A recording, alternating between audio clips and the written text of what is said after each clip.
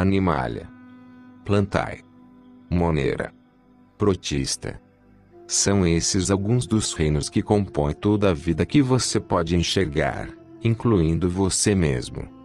Algo engraçado é que, mesmo se forem descobertas mais bilhões de espécies, elas sempre estarão contidas em um desses reinos.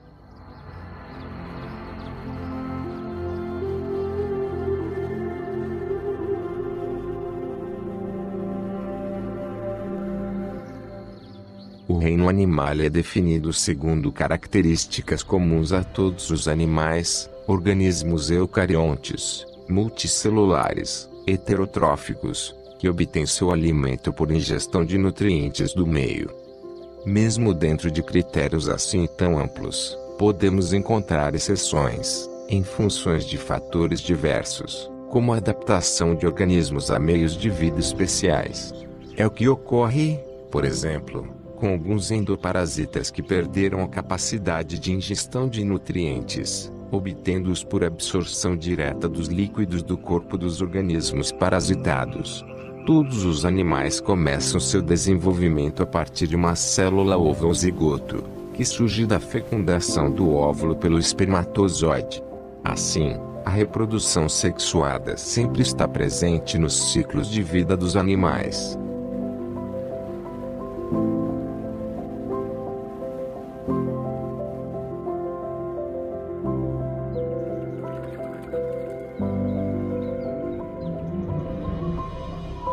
O reino Monera é formado por bactérias, cianobactérias e arqueobactérias, também chamadas arqueas, todos seres muito simples, unicelulares e com célula procariótica, sem núcleo diferenciado. Esses seres microscópicos são geralmente menores do que 8 micrômetros, que é igual a 0,00 milímetros. Observação: o termo Monera na classificação atual encontra-se obsoleto. Seus integrantes foram divididos entre os reinos Bacteria e Archaea. O reino Bacteria representa o maior número de espécies, pois engloba as bactérias e as cianobactérias. Já o reino Archaea abrange um pequeno número de espécies. As arqueias são organismos procariontes, porém não são mais classificados com as bactérias porque apresentam características que os deixam também próximos aos eucariontes. Apesar dessa nova classificação, como o termo Monera ainda é adotado em livros didáticos, continuamos apresentando aqui sua definição. As bactérias são encontradas em todos os ecossistemas da Terra e são de grande importância para a saúde, para o ambiente e a economia. As bactérias são encontradas em qualquer tipo de meio, mar, água doce, solo, areia, inclusive, no interior de muitos seres vivos.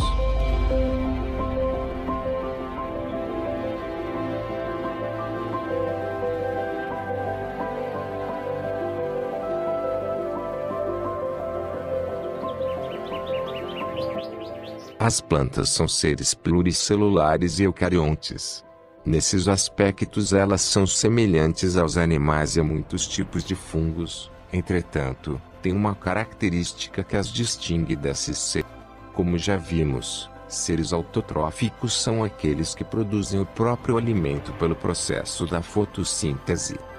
Utilizando a luz, ou seja, a energia luminosa, as plantas produzem a glicose, matéria orgânica formada a partir da água e do gás carbônico que obtém do alimento, e liberam o gás oxigênio.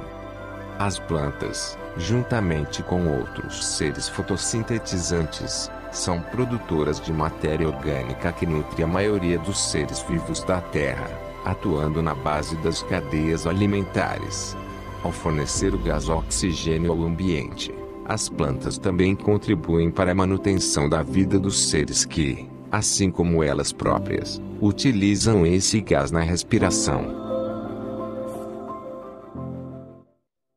As plantas conquistaram quase todos os ambientes da superfície da Terra.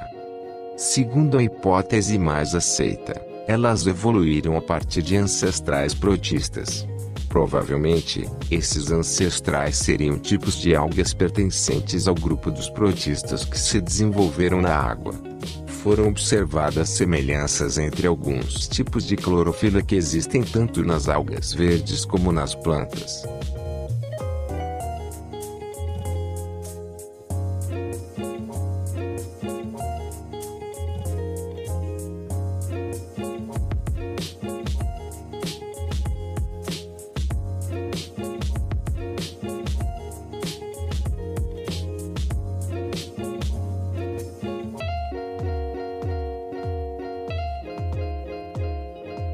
Por fim, temos o reino protista. A complexidade da célula eucariótica de um protozoário é tão grande, que ela, sozinha, executa todas as funções que tecidos, órgãos e sistemas realizam em um ser pluricelular complexo. Locomoção, respiração, excreção, controle hídrico, reprodução e relacionamento com o ambiente, tudo é executado por uma única célula, que conta com algumas estruturas capazes de realizar alguns desses papéis específicos, como em um organismo pluricelular. A célula de um protista é semelhante às células de animais e plantas, mas há particularidades. Os plastos das algas são diferentes dos das plantas quanto à sua organização interna de membranas fotossintéticas. Ocorrem cílios e flagelos para locomoção. A célula do protozoário tem uma membrana simples ou reforçada por capas externas proteicas ou, ainda, por carapaças minerais, como certas amebas. Os protozoários constituem um grupo de eucariontes com cerca de 20 mil espécies. É um grupo diversificado, heterogêneo, que evoluiu a partir de algas unicelulares. Em alguns casos essa origem torna-se bem clara, como por exemplo no grupo de flagelados. Há registro fóssil de protozoários com carapaças, foraminíferos, que viveram há mais de 1,5 bilhão de anos, na era proterozoica. Grandes extensões do fundo dos mares apresentam espessas camadas de depósitos de carapaças de certas espécies de radiolários e foraminíferos. São as chamadas vasas. Os protozoários são, na grande maioria, aquáticos, vivendo nos mares, rios, tanques, aquários, poças, lodo e terra úmida. Há espécies mutualísticas e muitas são parasitas de invertebrados e vertebrados. Eles são organismos microscópicos, mas há espécies de 2 a 3 milímetros. Alguns formam colônias livres ou sésseis. Fazem parte do plâncton, conjunto de seres que vivem em suspensão na água dos rios, lagos e oceanos, carregados passivamente pelas ondas e correntes. Neste vídeo todos vimos o tamanho e a complexidade da natureza, e vemos assim que provavelmente nunca seremos capazes de conhecê-la totalmente. Em todo caso devemos reafirmar a necessidade de preservá-la para que ela ainda seja capaz de nos sustentar e continuar tendo a importância que tem hoje. A natureza vive sem nós, porém nós não vivemos sem a natureza. Todos hoje em dia já sabem que preservar a natureza deve ser uma das nossas maiores prioridades, e que a Terra está chorando por ajuda. Quando você for escolher o seu candidato, ou mesmo quando você sair de casa de manhã, lembre-se de prezar pela saúde do seu bioma, do seu lugar de morada, do seu planeta. Agora que já falamos sobre os reinos em geral e sobre algumas das suas origens, gostaríamos de dar atenção especial a 2 seres vivos. Essa parte do vídeo busca se adequar a um dos pilares mais importantes da educação, a interdisciplinaridade. Gostaria de lembrar a todos que este é apenas um apoio visual e que algumas espécies serão listadas após esse vídeo.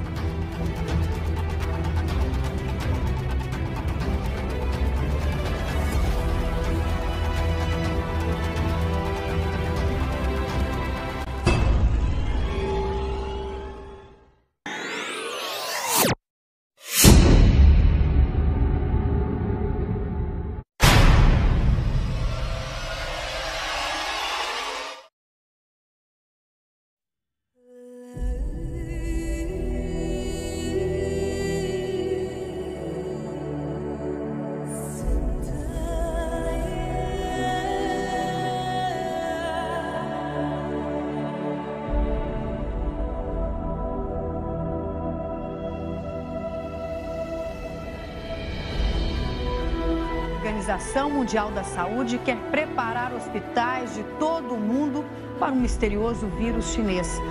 Situação do coronavírus preocupa a Europa e o mercado.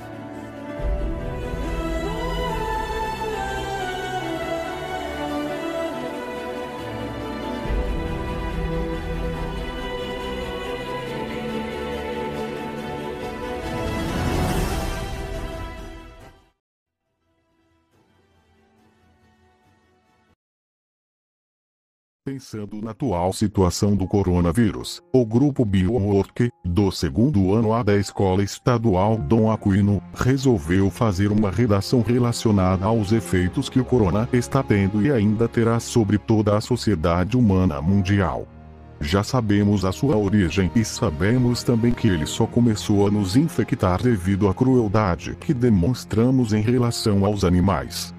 De fato, o mínimo de respeito para com a vida com certeza seria o suficiente para evitar muitas e muitas mortes. Todos já começaram a perceber que o coronavírus pode mudar a nossa história, e pode mudar totalmente a sociedade como nós a vemos. Ele nos ensinou e nos obrigou a trabalhar juntos para uma mesma causa, e assim fará até que seja extinto. Os governos que até então brigavam pelos mais variados objetivos começaram a se juntar para detê-lo. Se isso perdurará após o coronavírus não sabemos, o que sabemos é que a nossa história mudou. O coronavírus simplesmente desafia os nossos melhores cientistas e os nossos melhores políticos para tomarem as melhores decisões e tentar nos levar ao melhor rumo. Sabendo disso, devemos aprender com nossos erros. Já não era segredo que animais contaminados poderiam nos gerar pestilências nunca antes vistas, e mesmo assim nós continuamos a mostrar indiferença com a vida deles.